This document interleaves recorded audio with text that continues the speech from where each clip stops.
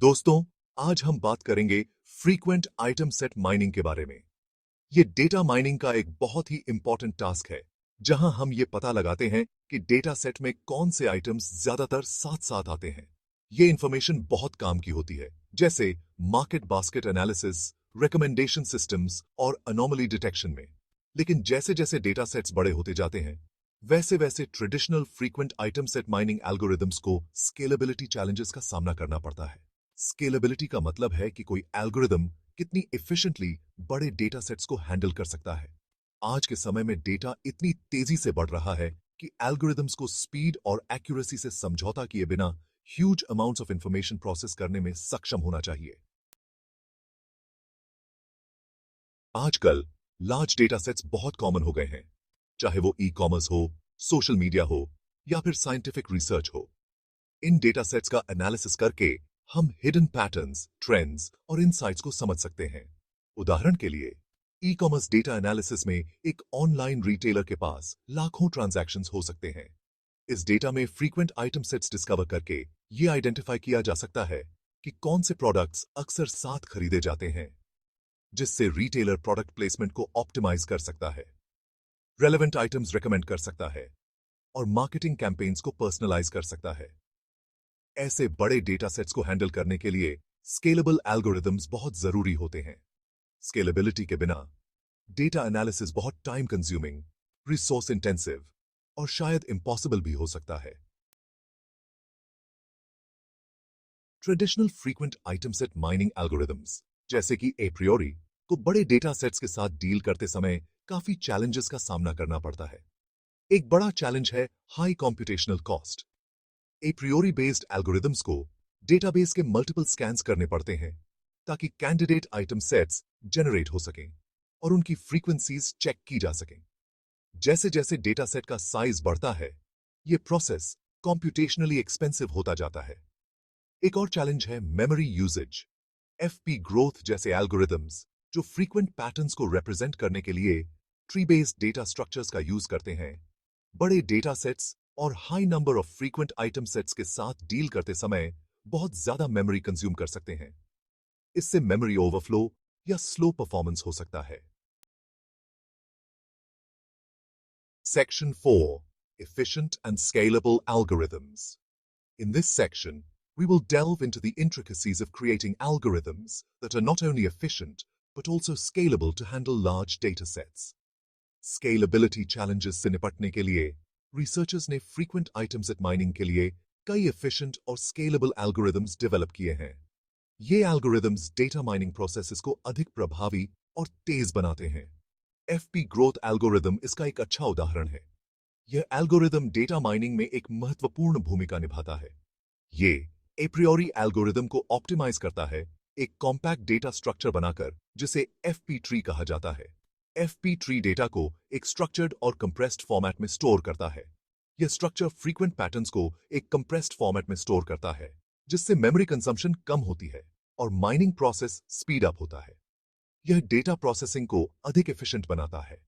हालांकि FP growth को extremely high dimensional data sets के साथ डील करते समय लिमिटेशंस का सामना करना पड़ सकता है। यह लिमिटेशंस एल्गोरिदम की परफॉर्मेंस को प्रभावित कर सकते हैं। एच-माइन एल्गोरिदम एक और अप्रोच प्रदान करता है। यह एल्गोरिदम हाई डायमेंशनल डेटा के साथ बेहतर तरीके से काम करता है। यह फ्रीक्वेंट आइटम सेट्स को रिप्रेजेंट करने के लिए डायनामिक हाइपरलिंक्ड डेटा स्ट्रक्चर्स का यूज करता है। यह डेटा स्ट्रक्चर्स को डायनामिकली अपडेट करने की क्षमता रखता है। यह अप्रोच एफिशिएंट अपडेट्स की अनुमति देता है और मेमोरी यूजेज को कम करता है। यह डेटा माइनिंग प्रोसेस को अधिक प्रभावी बनाता है। एच-माइन डेटा सेट्स के साथ वेरिंग कैरेक्टरिस्टिक्स के लिए अपनी अडेप्टेबिलिटी के लिए जाना जाता है।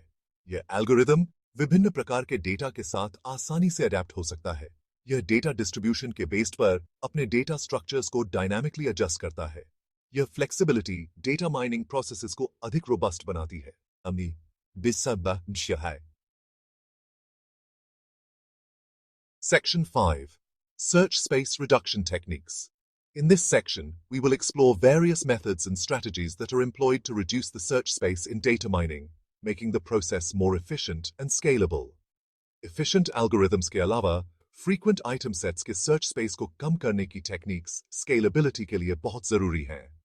These techniques help in managing large data sets and ensure that the mining process is not only faster but also more accurate. Apriori property एक fundamental principle है जिसका use search space को prune करने के लिए किया जाता है. This principle is crucial in identifying and eliminating unnecessary item sets early in the process. इसका कहना है कि अगर कोई item set infrequent है, तो उसके सभी supersets भी infrequent ही होंगे. This helps in significantly reducing the number of candidate item sets that need to be considered. यह property algorithms को infrequent item sets को शुरू में ही discard करने की अनुमति देती है, जिससे candidate item sets की संख्या काफी कम हो जाती है. By focusing only on the frequent item sets, the efficiency of the algorithm is greatly enhanced. Partitioning methods search space reduction के लिए एक और approach प्रदान करते हैं. These methods are particularly useful when dealing with extremely large datasets. इनमें dataset को छोटे partitions में divide करना और प्रत्येक partition के भीतर frequent item sets की mining करना शामिल है.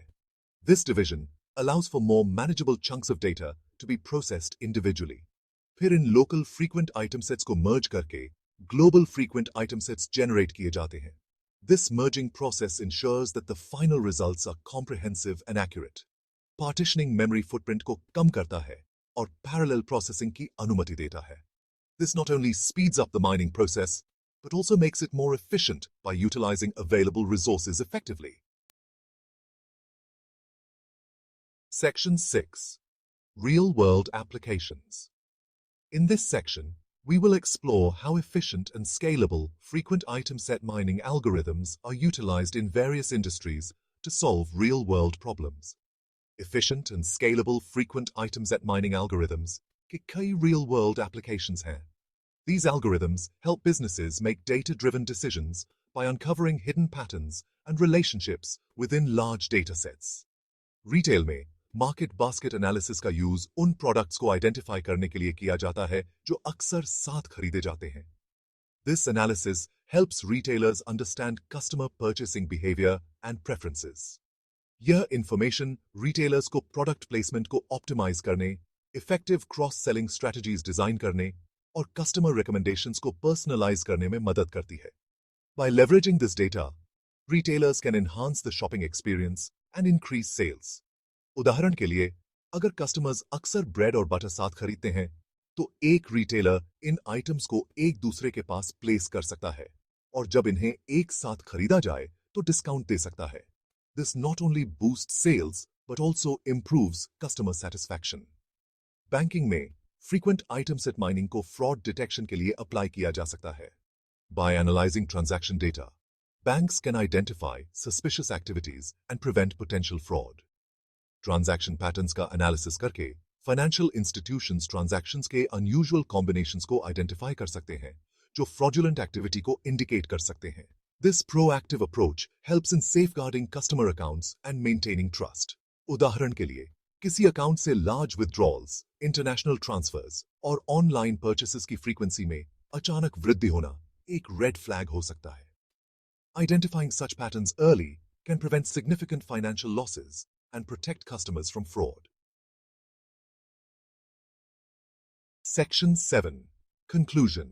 विभिन्न डोमेन्स में जनरेट किए गए मैसिव डेटा सेट्स से वैल्यूएबल इनसाइट्स निकालने के लिए efficient and scalable frequent item set mining algorithms बहुत जरूरी हैं. ये कंप्यूटेशनल कॉस्ट, मेमोरी यूसेज और सर्च स्पेस को कम करके ट्रेडिशनल एल्गोरिथम्स की लिमिटेशंस को एड्रेस करते हैं. ये एडवांसमेंट्स डेटा साइंटिस्ट्स और एनालिस्ट्स को हिडन पैटर्न्स को अनकवर करने, इन्फॉर्म डिसीजंस लेने और इनोवेटिव एप्लीकेशंस डेवलप करने में एनेबल करते हैं. फ्रीक्वेंट आइटम सेट माइनिंग का क्षेत्र लगातार इवॉल्व हो रहा है और ऑनगोइंग रिसर्च और भी एफिशिएंट और स्केलेबल एल्गोरिथम्स डेवलप करने पर फोकस कर रही है, खासकर स्ट्रीमिंग डेटा और डायनामिक एनवायरनमेंट्स को हैंडल करने के लिए. ये एडवांसमेंट्स हमारी ever growing sea of data से नॉलेज और वैल्यू निकालने की क्षमता को और भी बढ़ाएंगे.